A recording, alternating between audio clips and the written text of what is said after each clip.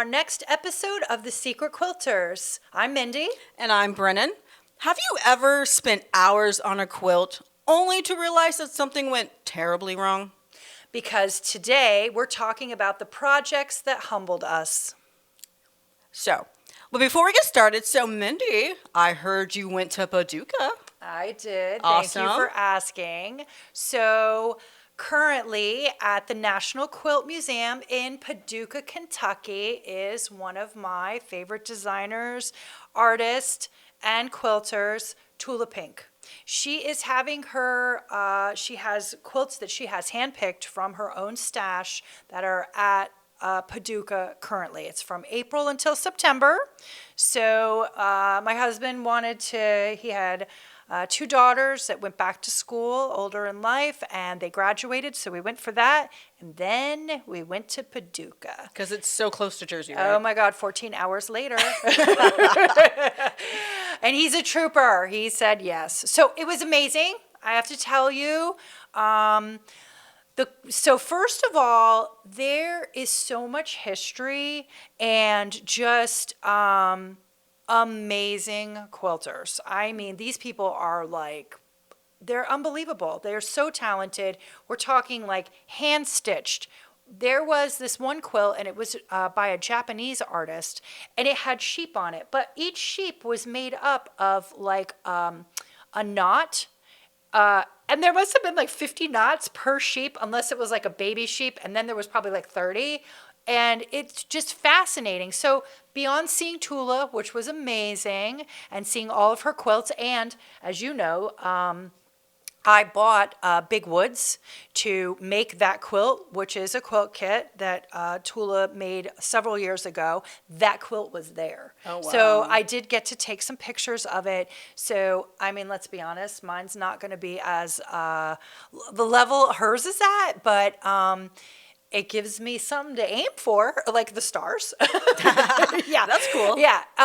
So not only that, and Tula's were amazing and really enjoyed it. And I appreciated my husband being a trooper and engaging. But there was other things happening. Like, I didn't know that the National Quilt Museum has a competition every year. And this year's competition was food with a traditional block. So it was interesting to see, like, one of them was like cake with like a windmill as their traditional block, or somebody did an oven. Like the winner was actually, the older quilters used to use the cookie tin. And so somebody had made a panel with the cookie tin, and they did a traditional block, and that was actually the winner. So it was really fun. And then there was another one. She's called the ABC Quilter. And so she did the alphabet on every quilt. There was 26 quilts. Oh, wow. Right. Every one, she had one, it was back and forth. It was like on the front was like a full picture, but then she did the back of the quilt. When she embroidered it, she used different color bobbins. And so the back was magical. I mean, I don't even know how people think of some of this stuff. I don't think I have time for that. Super intricate. I mean, I can't even imagine making 26 quilts for this show. I mean, I realize it took years, and she's a newer quilter. It's not like she's got 15, 20 years of quilting. She's a newer quilter. It was incredible. It is a recommend, whether your favorite artist is there or not, although that did give me encouragement. And the town is fun. They have a lot of really fun quilt shops to visit, which we absolutely did. They sent us to a local place to eat, which was amazing, and the biggest sewing needle. Nice. Yes. So what about you? What have you been up to? So actually, I want to share something different. So I have a friend of mine whose mother passed away recently. And at the funeral, they had something that was amazing. It was so cool. So basically, my friend's mom, her name was Marcia Grace Pratt Newell. And one of my friend's earliest memories is of her mom quilting. That's amazing. Yeah, and so, I mean, that's kind of cool. And she would make these doll quilts that had little dolls on them. I guess that was popular back in the day.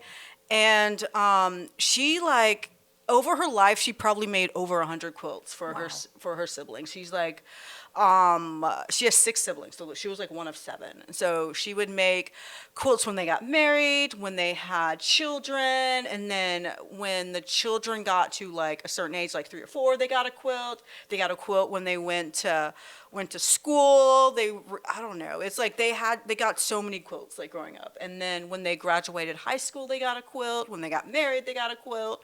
And so out of her family, they had 29 grandchildren and 28 great-grandchildren. That's incredible. So can you imagine that all these kids had like just quilts growing up? Like every little milestone in their life, they were given a quilt by their grandmother. I love that. So I mean, and that was kind of cool. And so what was really interesting is that when they had the funeral, since they have all these quilts that all the kids and the grandkids and the great grandkids made, what they did is they filled the church with all of her quilts. They told them to bring the quilts back, and they had all of the quilts on the pews. And so you could see like the history and how much love, because we were talking about this in a different episode about how when you create a quilt, you're thinking of the person you're making it for. So it's just looking at these quilts and looking at the love she had for her family. It was just amazing. Like it just made me feel like so inspired. And so I asked my friend if I could share this story, and it was great. And then one thing that I found out after talking to her was that about, I guess for the past 10 years, her husband has been helping her with these quilts.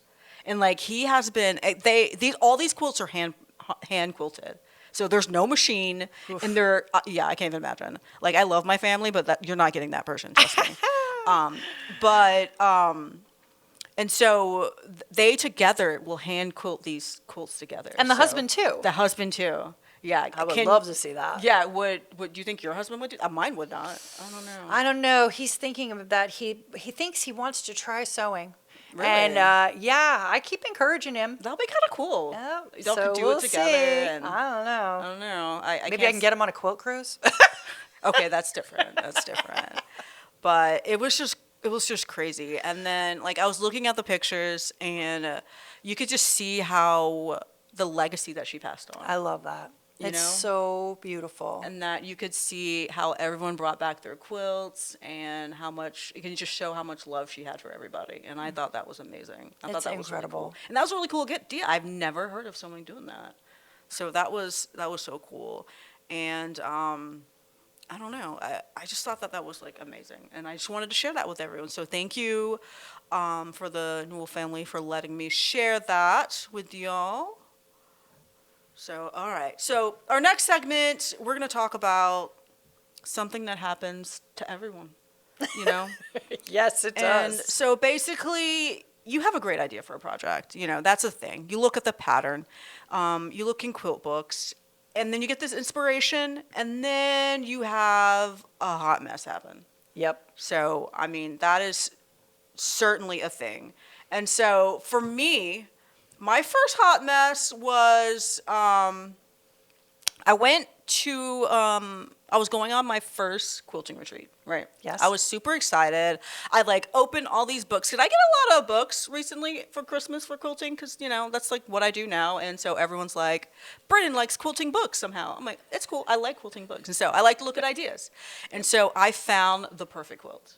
I loved it. It was amazing. It like had blocks, and it was black and white. It was black and cream, completely different. And I put, I cut out, because you told me I needed to cut out the strips, which was like a godsend. Like if I hadn't done that, I would have just been cutting for days there. And so I cut out all the strips, and I was ready to go. And so when I went to this quilt, I embarked on the Irish chain quilt from hell. You know, it looks amazing. In the book, the pattern looks amazing. And then I started putting together, and I realized that it's hard. Like there's a lot of small, very, very small boxes, and a lot of strips. And so this quilt retreat was 2 years ago, and I haven't touched it since the quilt retreat, to be quite honest. I have put it in its own bag, so that is where we are at the moment. And I think at this moment, I feel like I have the most elaborate placemat that will ever exist in this world. So it might turn into a quilt one day, maybe a baby quilt, But at this moment, it was a hot mess. And I spent the whole retreat on this one quilt. Like, that was 3 days. And I felt like I accomplished nothing. People were finishing stuff, they were showing it. And I was like, box number 5 down. So, Yeah, I was at the retreat and I felt for you. Yeah. I did towards the end, and you were like, nope. never nope. again. I bit off way more than I could chew. And like everyone at our table just felt sorry for me. They just looked at me and they're like, oh dear. You were a trooper. I was. You were a trooper about it. I was trying. Yep, you did. And so that's the best part. Like, you can put it on the shelf, and when you go back, and if you feel inspired to go back, or if it's just going to be a placemat or a baby quilt, that's okay too. Yeah. It's okay. Sometimes stuff just has to get out of your life. Yeah, I appreciate that. So I don't feel bad. It is in a really nice project bag at the moment. It's beautiful fabric. Yeah, it was very pretty fabric. Yes, I do agree. So what was your Okay, so I'm going to talk about my first hot messes, but then after that, because messes still happen even after, and I'm going to share about one of them that's behind us. So for me, in the beginning, I chose fabric that was girly. It was pink with blues, and I decided to do my own thing. Like, I was making blocks, I was learning my embroidery machine before I went started going into any classes. And it was during COVID, so I was inside, I'm using my machine, I'm creating, but I'm not thinking like, I know I've got to cut them all out the same, but then like I did like just a regular 2.5-inch square, like 5 by 5, let's say. And so, but like those fabrics, they really didn't go together. They didn't really go with the theme kind of on my embroidery. And so the measurements, there was none. It was like, oh, I don't have enough blocks. Let's make another one. And then it would be over, like when I sewed it together, it wouldn't be even on one side. Everything lined up on one, but then not on the other. Yeah, and so mine was a Disney Demon Princess quilt with no pattern. And so I just really, I was winging it. Like, how hard can it be, really? That's kind of how I felt about it. Like, it's blocks. How hard can it be, right? And so, like I said, I would put it together and I didn't have enough. And so I would keep adding, and then it didn't line up. But the reality is so it was going to children, thank God, right? And so the adults, they're this side of the family, they're not sewists, so they don't really know. So, it's one of those things that, like, if you can get through of, like, it doesn't fit right, I just cut it off because I'm over this. And I made 2, right, because they're sisters. So I made 2 of these wonderful quilts. At the same time? At the same time. Yeah, I love that. Yep. And so, but they didn't know. And it felt good even though it was awful, it felt good to walk through the whole process and be like, okay, it's finished. It is, we all know this is not good, but I give them away. And then, my aunt, who is a quilter, she said, Mindy, they're made to be loved. And these kids are just going to drag them on the floor. They're going to drag them from upstairs, drag them on the floor to in front of the TV, and they're going to love on it, right? They're going to it's going to be put in the washer 1,000,000 times. She's like, this quilt is going to be, it's made to be loved. And so, like, yes, you put a lot of energy, but it's also about the process and that, like, you learned, and to just appreciate, that you did it. You finished. I got to the other end of the line, and so that was really huge for me. So my next story is this lovely quilt here. It's my Yeti quilt. I love this quilt. I love this quilt too. And I made 2 of them. You do that often, I don't you? know. My husband tells me I should stop making 2 of the same quilt because what happens is I lose interest in the second one. I get burned out, and then it kind of like sits or whatever. And by the way, I'm currently going to embark on another two quilt process again because I feel like I just can't not, apparently. Oh. Anyways, okay, back to Mr. Yeti, right? So the reality with this quilt is that it was great. It went along great. I got my, I'm further along than my demon Disney princesses, and I am quilting it. Now, I use my embroidery machine to quilt my quilts. I have a magnetic hoop and I rehoop. I do chi. I have a camera feature on my embroidery machine so I can see the outline of where the last one has gone and move it over enough. But it's rehooping. It is rehooping, people. So it takes me every afternoon for a week to quilt a quilt like this. So I'm quilting it. I'm so happy. It's done. Yay, right? It's all pinned together, so I'm at it. And I quilt about a row, maybe 3 or 4 rows across the first section. I rehoop it 4 times, basically, right? Okay, so I run out of thread, which I'm also excited about because, those spools are huge. And I don't know about you, but like I feel accomplished when I finish a whole big spool like that. I'm like, oh my gosh, I used the whole thing. I'm all excited. So I go and I get another spool and so it's white and I load the machine and off I go, right? Okay, so I've quilted now probably 4 days, right? Because I usually quilt for, it's tiresome. So like all afternoon, couple days. So by the 4th day, we're getting close, right? So I'm quilting into the night and it's like 8, it's dark. And so I tell my husband, okay, I'm done for the day. I shut the machine off. I shut the light off and I am getting the hoop out with the Yeti quilt in it. And the light is off and the quilt is glowing. And I'm like, oh my God, why is this glowing? What is going? Oh no. I had recently bought a spool of glow in the dark thread for Halloween. That's amazing. Not meant to go on this quilt, but apparently because it wasn't marked, I went ahead and grabbed the wrong spool, which was glow in the dark. So now I freak. I'm like, oh my gosh, I have just quilted, but it's not the whole quilt, right? So because there's a portion of it up top that's white. And so I'm like, oh my gosh, what do I do now? So I had a little bit more to go. So now you have to make a choice. Do I go back to white or do I just finish it out and just glow in the dark? So I chose glow in the dark. Good choice. Good choice. Yes. So then I finished the whole thing.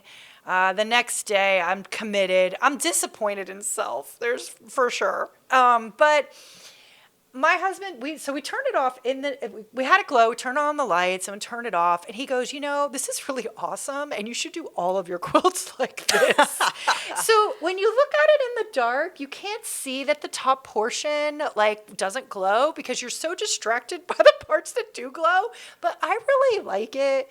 I think it's for things that you don't mean to do and you think will be a hot mess, just power through. So I would have probably not done this by my choosing it, but it opens you up to mistakes can be a happy thing too. And now I would be more encouraged to do something off the wall like that. So I don't hate it. And it actually has become one of my more fun quilts around the house. And I'm keeping it because I love Yetis and I worked hard on this. Obviously. Yeah. Yes. And it glows in the dark. Yes. And it glows in the dark, which is really awesome. That is really nice. It really is fun. Well, I love that for you. And thank you. Very good job on your Yeti quilt. Thank you so much. Oh my gosh. Okay. And now it's time for the secret stitch. This is the part of the podcast where you say what everyone is thinking, but no one has the heart to say. So today's secret, most quilters are a hot mess. Right. So we see finished quilts in stores. We see organized sewing rooms, perfect social media posts. Yeah, that's not real, guys. Not real at all. So what we don't see are the unfinished projects, lost seam rippers, fabric piles, and the quilts that have almost been done for 3 years. By the way, I have it's a table runner, and it's gnomes. It's Christmas gnomes with their tree truck, and they're getting Christmas trees. It is adorable.